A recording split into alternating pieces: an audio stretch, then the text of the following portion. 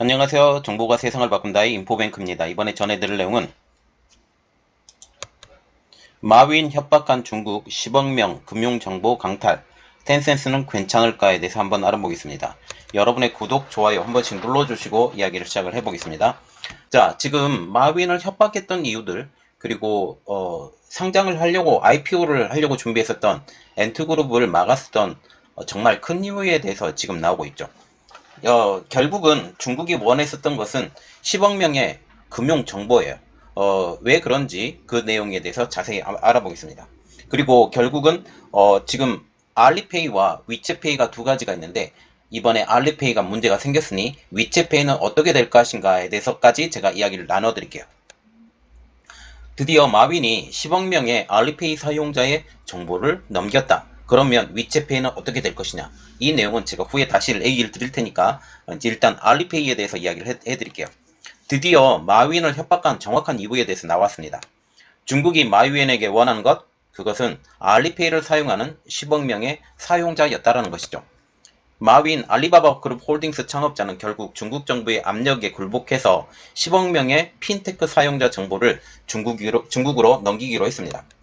23일자 월스트리트 저널 보도에 의하면 마윈이 설립한 중국의 핀테크 사업인 알리페이의 모회사인 엔트그룹이 자사 결제 서비스 알리페이의 사용자 금융 정보를 국영 기업들과 공유하기로 결정했다. 자, 지금 보는 것은 엔투그룹의 가장 큰 회사이죠. 알리페이죠. 알리페이의 금융 정보를 중국 국영 기업들과 공유하기로 결정했다라는 내용입니다. 이를 위해서 엔트그룹과 국영그룹이 합자 투자 형태의 신용정보회사를 설립하는 방안을 논의하는 것으로 알려지고 있어요. 그래서 신용정보회사 설립, 여기까지 봐야 되죠. 엔트그룹과 중국 국영기업이 추진하는 신용정보회사는 빠르면 3분기 이내, 3분기 내에 출범할 것으로 지금 보입니다. 그래서 3개월 내에 이것이 출범할 것으로 보인다라는 것이죠. 현재 알리페이의 이용자는 약 10억 명. 중국의 인구의 한 절반 넘게 지금 알리페이를 사용하고 있어요. 지금 어른들을 다 포함을 하면 한 60, 70% 정도를 지금 알리페이를 사용하고 있고, 그 나머지 사람들이 알리페이와 위챗페이를 동시에 사용하는 사람들도 꽤 많이 있기 때문에 지금 알리페이, 위챗페이 두 가지의 두 축을 이끌고 지금 나간다라는 거죠. 그래서 지금 느껴봐야 되는 것은 뭐냐면, 작년에 트럼프 대통령이었었죠. 전 트럼프 대통령이 알리페이와 위챗페이에 대해서 그 블랙리스트에 올리려고 준비했었던 이러한 내용들이 있었는데 지금 되지는 않았었죠. 이것을 준비를 하고 있었는데 이것은 정확하게 맞았다라고 보시면 되겠습니다. 지금 알리페이와 같은 경우는 중국 내에서 최대 사용자를 갖고 있는 핀테크 업체이죠. 이번 엔트그룹과 중국 국영회사와의 합작 신용정보회사를 세우면 결국 엔트그룹이 보유한 알리페이 사용자 10억 명 이상의 금융정보가 중국 당국으로 고스란히 넘어가게 되는 것이죠. 월스트리트 저널의 분석은 이렇습니다. 중국 공산당의 전방위적인 압박을 견디지 못한 엔트그룹이 개인정보를 중국 정부와 공유하게 되었다라고 분석을 했어요. 결국은 중국의 전방위적인 압박, 엔트그룹과 같은 경우, 특히 알리페이, 그 알리바바 같은 경우는 지금 중국 정부가 정보를 내놔라 라고 했을 때 항상 반대를 했었던 그 그룹이죠. 중국은 엔트그룹 등 중국 핀테크 기업이 수집한 소비자의 금융정보를 중국 정부 당국에게 제공하라고 줄기차게 요구했죠. 지금 이 요구는 엔트그룹만의 요구가 아니었어요. 다른 중국의 핀테크 기업들도 중국 당국에 제공하라고 줄기차게 요구를 했는데 가장 타겟이 되었던 회사가 어디냐? 엔트그룹, 특히 알리페이라는 거죠. 그동안 엔트그룹은 중국 정부의 요구에 거절해왔습니다. 그 이유는 고객의 동의가 없었기 때문에 고객의 동의를 받지 않는 이상 우리는 중국 정부에 고객의 정보를 내어주지 않는다라는 결정이었었죠. 특히 중국에서는 은행 대출이 없거나 대출을 받지 못한 국민에 대해서는 국민에 대한 신용평가가 불가능한 입장입니다. 너무 사람도 많고 지금 사람을 전체 통제한다는 것은 중국 입장으로서는 정말 힘들어요. 반면에 알리페이의 엔트그룹, 그리고 위챗페이의 차이프 등등 핀테크 업체들은 소비자 금융 정보를 통해서 자체적인 신용평가 시스템을 갖추고 있어요. 가장 큰 이유는 알리페이와 위챗페이를 사용을 하려면 기본적인 정보를 또 이용을 하고 여기 알리페이 그리고 위챗페이가 지금 핀테크 사업만 하는 것이 아니에요. 대출 사업도 많이 하거든요. 은행을 대신해서 대출 사업을 하고 있는데 지금 알리페이에서 아니면 위챗페이에서 이렇게 대출을 일으키면 이 대출한 돈을 어디서 받아가느냐? 일반 시중은행에서 받아가요. 서로 연계되는 입장이죠. 그런데 이러한 정보는 전체 주지 않고 우리가 알리페이나 위챗페이에서 우리가 대출을 해주기로 했으니 너희들이 대출을 해줘. 이렇게 연계된 프로그램입니다. 좀 가불관계가 좀 있죠. 가불관계가 좀 있는데 이 가불관계에서 정보를 전혀 주지 않고 우리가 다 가지고 있겠다라고 지금 얘기를 했었다라는 거죠. 엔트그룹과 같은 경우는 지마크 레디트라는 신용정보회사를 자회사로 특별히 가지고 있습니다. 중국의 입장으로서는 신용정보, 더 나아가서 그 사람의 금융정보까지 파악할 수 있는 것은 굉장히 중요한 일이죠. 우리나라도 마찬가지입니다. 어떤 사람이 어느 만큼의 그 재력을 가지고 있는지 이게 굉장히 중요한 것이거든요. 이것을 막 숨기기 위해서 하는 일이 지금 암호화폐 아니면 금 이런 곳에 투자를 해요. 아니면 땅 이런 곳에 투자를 하죠. 그런데 우리나라 같은 경우는 땅에 대해서 소유권 개념이 완전히 확실하기 때문에 물론 차명으로 산 것에 대해서는 어쩔 수 없어요. 그런 부분만 아니고는 우리나라는 거의 완벽하게 보장이 되어 있는 이러한 부분이죠. 그런데 중국과 같은 경우는 땅 자체는 중국 땅입니다. 중국 공산당 땅이에요. 그래서 이러한 것들 가지고는 별로 파악이 되지 않는다는 입장이죠. 지금 현재 이러한 중요한 정보, 금융 정보를 마윈은 끝까지 주기를 거부하였지만 전방위적인 압박에 결국 손을 들어버린 입장이 되는 것이겠죠. 중국은 마윈을 전방위적인 압박 그리고 엔트그룹의 상장까지 막으면서 IPO라고 했는데 이 IPO를 통해서 세계 최대의 IPO가 될 것이다 라고 작년에 말이 나왔었어요. 그런데 결국은 이 IPO를 막았죠. 이 IPO를 막은 가장 큰 이유 엔트그룹 자체로 재정을 일으키게 되면 스스로 중국의 세력권 내에서 벗어날 수가 있어요. 그렇기 때문에 이 IPO를 정확하게 막았고 결국은 이 엔트그룹을 옥죄어 오면서 드디어 백기를 든 거죠. 그러면 엔트그룹의 개인 신용정보 그리고 알리페이의 개인 신용정보가 넘어가면 어떤 일이 벌어질 것이냐예요. 그 가장 지금 보면 현재 엔트그룹 그리고 중국 정부 당국이 신규 합작 법인을 통해서 어떤 종류의 데이터를 수집할지 그리고 이 데이터를 통해서 생성할 수 있는 신용도 등의 다양한 정보의 데이터베이스를 구축하는 방법에 대한 광범위한 계획에 대해서 지금 논의를 하고 있어요. 하고 있는 가장 근본적인 이유 개인 신용 정보가 전부 다 중국 정부로 넘어갈 것이다. 그래서 개인 정보가 중국 당국으로 넘어가기 때문에 10억 명의 중국인이 무엇을 결제하고 핀테크로 결제를 하기 때문에 알리페이를 통해서 어떤 물건을 살 때마다 이 알리페이를 통해서 사기 때문에 어떤 물건을 사는지 그리고 얼마나 대출을 받는지 그리고 얼마나 투자하는지 등의 정보가 고스란히 중국 정부의 손에 떨어지게 된다는 거죠. 현재 중국은 중앙정부인 인민은행이 개인과 기업의 은행 대출 내역 등을 취합해서 신용을 평가하고 있는 상황이에요. 그러나 은행권의 대출이 없거나 그리고 대출을 받지 못하는 국민에 대해서는 신용평가를 전혀 할 수 없기 때문에 이들에 대한 정보가 굉장히 부족한 상황이죠. 그런데 이번 엔트그룹의 정보 제공을 통해서 10억 인구의 금융정보가 한꺼번에 중국 정부로 통째로 넘어가게 되는 셈이라는 것입니다. 특히 알리바바의 핀테크 계열사인 엔트그룹의 알리페이 그리고 자오차 이바오 이게 자산관리 플랫폼이거든요. 그래서 여기서 자산관리까지 해주고 위어바오 MMF 그리고 마이쥐바오 엔트포춘이고요. 마이뱅크라는 은행 기능을 가지고 있는 게 있어요. 그리고 마휘화웨이와 즈마 신용과 같은 서비스도 지금 하고 있으면서 보험 서비스도 지금 개발을 하고 있는 보험까지도 종합 토탈 솔루션으로 가지고 있는 결국은 엔트그룹이 은행 금융그룹이에요. 금융그룹. 그리고 지금 현재 금융그룹으로 묶여져 있는 상황입니다. 이전에는 아니었어요. 그리고 엔트그룹은 온라인 결제 그리고 자산관리 부분의 발전에 지금 주목하고 있는 현 상황입니다.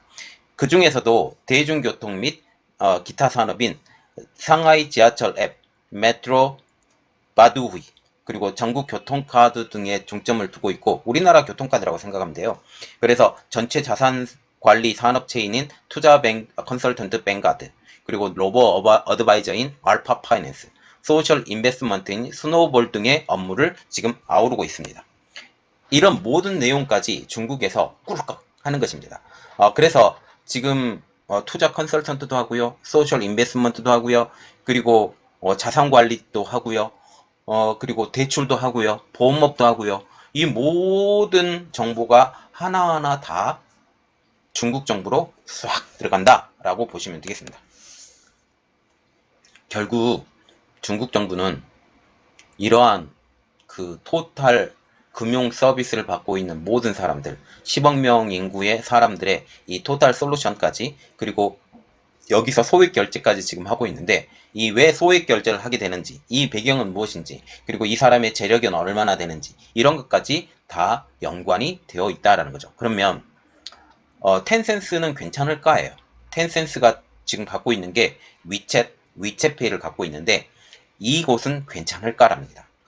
이 내용, 텐센스의 내용은 좀 많은데, 이번에 그 위챗페이에 대한 것만, 그리고 일부분에 대한 것만 지금 일단 이야기를 해드리고, 더 많은 부분에 대해서는 또 따로 제가 영상을 준비를 할 테니까 그때 한번 봐주시기 바랍니다. 자, 좋은 그림이 하나 있어서 지금 올려드린데요. 지금 텐센스는 핀테크 계열사 지배 구조예요. 이게 굉장히 중요한데, 선전시 카오시안 과학기유한공사라고 하면 어디예요? 국영기업체입니다.